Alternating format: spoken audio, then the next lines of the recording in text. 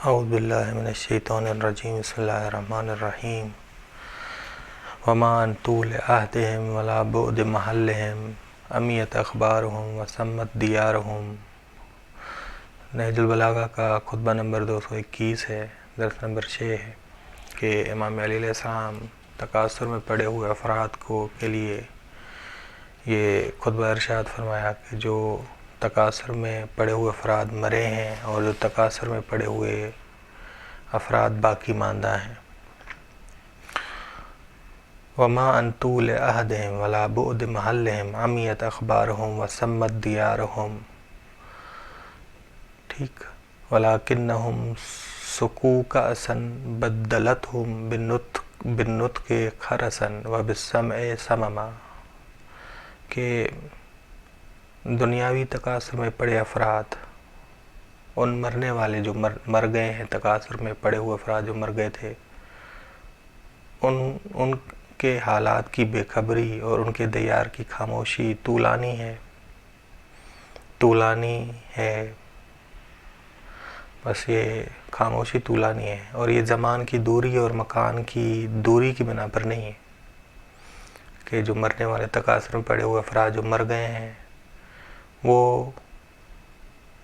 ان کی خاموشی طولانی ہو چکی ہے، لیکن یہ زمان کی دوری اور مکان کی دوری پر نہیں ہے، دوری کی بنا پر نہیں ہے، بلکہ ان کو موت کا جام پلایا گیا ہے۔ موت سبب بنا ہے کہ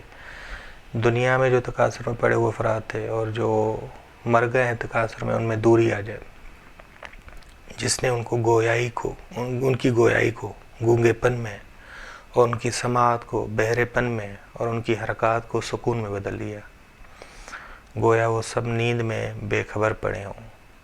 جیران لا یتأنسون واحباء لا یتزاورون بلیت بینہم اور التعارف، کہ وہ ایک دوسرے کے ایسے ہمسائے ہیں۔ عالم برزخ میں جو یہ تکاثر میں پڑے ہوئے افراد ہیں وہ ایسے ہمسائے ہیں جو ایک دوسرے سے مانوس نہیں ہیں، وہ دوستوں کی زیارت کرنے نہیں جاتے، ان کے رشتے کہنے ہو گئے ہیں، برادری کے اسباب منقطع ہو چکے ہیں، حالانکہ وہ ایک عالم میں اکٹھے ہیں، وہ ایک عالم میں برزخ میں اکٹھے ہیں، لیکن ایک دوسرے سے ملنے نہیں جاتے، لیکن تنہا ہیں، ایک دوسرے کے دوست ہیں لیکن ایک دوسرے سے دور ہیں، نہ رات کو نہ صبح کو نہ شام کو شب کو، یعنی شب و روز کو موت نے ان کے لیے بند کر دیا، شب و روز ان کے لیے نہیں ہے، شب و روز کو ختم کر دیا موت نے ان کے لیے، جہاں انہوں نے کوچ کیا ہے وہ ابدی عالم ہے۔ بس امام علیہ السلام فرما رہے ہیں کہ پہلا نقطہ، جس طرح دنیا والے زندہ ان کے حالات سے بے خبر ہیں، جس طرح دنیا والے جو ہیں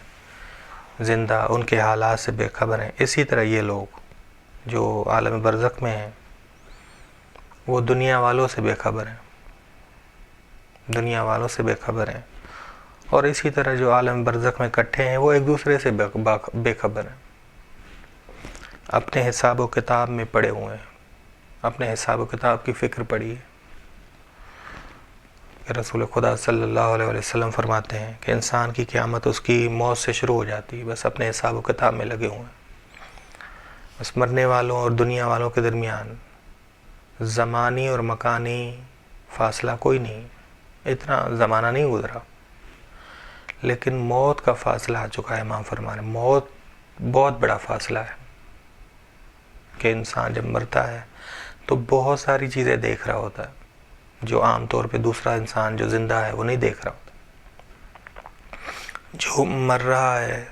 وہ اسی زندگی میں اس کی آنکھ کھل جاتی ہے، پھر مرنے کے بعد جو وہ دیکھتا ہے وہ دنیا والا نہیں دیکھتا، بس یہ لوگ ہمارے قریب ہیں، ہمارے پاؤں کے نیچے ہیں مرنے والے، لیکن فاصلہ بہت ہے، یہ فاصلہ نہ زمانی ہے نہ مکانی ہے، بلکہ فاصلہ موت کا آیا ہے اول۔ یہ پہلا نقطہ امام نے یہاں ان عبارتوں میں ارشاد فرمایا۔ دوسرا، انہوں نے ایسی چیز پی لی ہے جس نے ان کو اندھا بہرا گونگا بنا دیا ہے، نہ وہ بول سکتے ہیں نہ وہ سن سکتے ہیں ہماری بات۔ وہ کیا چیز ہے؟ موت۔ کل نفس ذائقۃ الموت، ہر نفس نے موت کا ذائقہ چکھنا ہے، بس موت کا ذائقہ چکھا ہے، موت کا جام پی لیا انہوں نے، بس موت نے ان کی حرکت کو سکوت میں بدل دیا، ان کے بولنے کو خاموشی میں بدل دیا، ان کے سننے کو بہرے پن میں بدل دیا، بس موت کا جام پی کے اب وہ اپنے عالم میں مشغول ہو گئے ہیں، ہماری بات نہیں سنتے، وہ ہماری باتیں نہیں سنتے۔ درست ہے، بسا اوقات شب جمعہ مردے کو لایا جاتا ہے اپنے گھر والوں کی طرف، یہ خاص ہے گھر والوں کی طرف، نہ کہ پورے دوست سب ہر ایک کی طرف، بس یہ مشغول ہے اپنے عالم میں، اپنے عالم میں مشغول ہے، اب انہیں اپنی فکر لگ گئی ہے، اب دوسروں کی فکر کوئی نہیں، دوسروں کی فکر کوئی نہیں ہے۔ یہ دوسرا نقطہ امام نے فرمایا۔ اور مومنین کے لیے موت جو ہے میلاد جدید ہے، میلاد مومنین کے لیے، ابھی یہ ہم تکاثر میں پڑے ہوئے افراد کے لیے بات، جبکہ مومنین کے لیے موت میلاد جدید ہے، خوشی آور ہے، سرور والی چیز ہے، قید سے رہائی ہے، قید سے رہائی ہے۔ تیسرا نقطہ جو امام نے ارشاد فرمایا کہ موت ان کے درمیان سے رشتے ختم کر دے گی، اسباب منقطع ہو جائیں گے، ان کے ضوابط اور روابط ختم ہو جائیں گے۔ متقین کے لیے ضوابط اور روابط ہیں، متقین کی دوستی وہاں قائم ہوگی، لیکن جو تکاثر میں پڑے ہوئے افراد ہیں ان کے اسباب منقطع ہو جائیں گے، ان کا کوئی دوست نہیں ہوگا، اس سے کوئی کام آنے والا نہیں ہوگا۔ ٹھیک ہے، متقین کے لیے شفاعت کرنے والے ہیں بس، لیکن تکاثر میں پڑے ہوئے افراد کے لیے اسباب منقطع ہو جائیں گے، ضوابط بس جو ہی موت آئی اسباب منقطع ہو گئے، ضوابط و روابط ختم ہو گئے۔ یہ نقطہ ہے امام نے تیسرا۔ چوتھا نقطہ، اگر یہ لوگ دن یا رات میں مر جائیں تو یہ لوگ سرمدی ہو جاتے ہیں، بس یہ لوگ رات جو صبح کے مقابلے میں ہے اسے نہیں پہچانتے، برزخ میں کوئی رات نہیں، دن نہیں، دن جو شام کے مقابلے میں ہے اسے نہیں پہچانتے، بس موت کے بعد زمین اور زمان ان کے لیے ختم ہو جائے گی، مراد یہ رات اور دن کا ختم ہو جائے گا، زمین اور زمان ختم ہو جائے گی، بس جو زمین زمانی اور مکانی نہ ہو اس کے لیے پھر شب و روز نہیں ہے،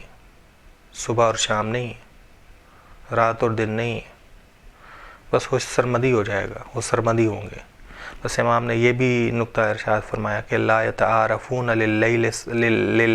صباحا ولا لنہار مساء، کہ وہ نہ رات کو پہچانتے ہیں، نہ دن کو پہچانتے، نہ صبح کو پہچانتے، نہ شام کو پہچانتے، بس یہ ذہن میں رکھیے گا، یعنی زمانی نہیں ہے، مکانی نہیں ہے، موت جب آئی ان کے بعد تو زمانی اور مکانی نہیں رہے، بس جب زمانی اور مکانی نہیں رہے تو شب و روز کو وہ نہیں پہچانتے، وہ شب و روز کو وہاں نہیں دیکھتے کہ ان کے لیے شب و روز ہو، شب و روز یہاں انسان کے لیے کہ زمانی اور مکانی جب انسان ہو تو اس کے لیے شب و روز ہے۔ صلی اللہ علی محمد اہل بیتہ الطیبین الطاہرین صلی اللہ علیہ وسلم۔